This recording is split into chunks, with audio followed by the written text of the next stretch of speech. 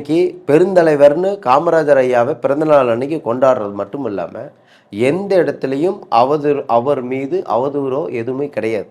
ஒரு பெண் வாடையின்றி ஒரு ஒரு இல்லற வாழ்க்கையே இல்லாமல் தனி மனிதனாக தமிழ் மக்களுக்காகவும் தமிழ் மண்ணுக்காகவும் மொழிக்காகவும் மிகப்பெரிய அளவில் இந்த போராட்டங்கள் சுதந்திர போராட்டத்துக்கு தியாகம் பண்ணவர் தான் காமராஜர் ஐயா அவர்கள். அவர்களை இன்னைக்கு ஏதோ ஒரு விதத்தில் களங்கம் ஏற்படுத்தணுங்கிறது திருச்சி சிவா. என்னன்னா அதை மீறி தலைவர்கள்லாம் இருக்கிறாங்க. எங்களுக்கு அறிஞர் அண்ணா இருக்காங்க, அதுக்கு அடியா கருணாநிதி அவர்கள் இருக்காங்க, பெரியார் இருக்காங்க, அப்படிங்கிற ஒரு விஷயத்தை வெளியே கொண்டு வரணுங்கிறதுக்காக தான் அவருக்கு ஒரு ஒரு சாயத்தை பூசி அவருக்கு களங்கம் ஏற்படுத்தும் விதமாக நடந்திருக்கார்.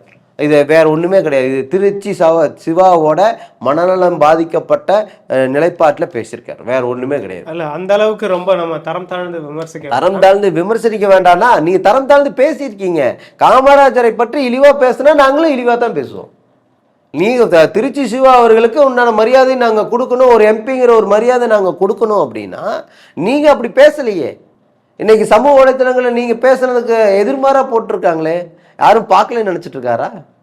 என்னமோ சொல்லுவாங்கல்ல, பூனை கண்ணை மூடிட்டா உலகமே உருண்ட மாதிரி ஒரு பழமொழி சொல்லுவோம். அது மாதிரி இதெல்லாம் யாருமே பார்க்கறது இல்லையா? திருச்சி சிவா பார்த்துட்டு தான் இருக்காரு. எப்படி மனசு வந்துச்சு?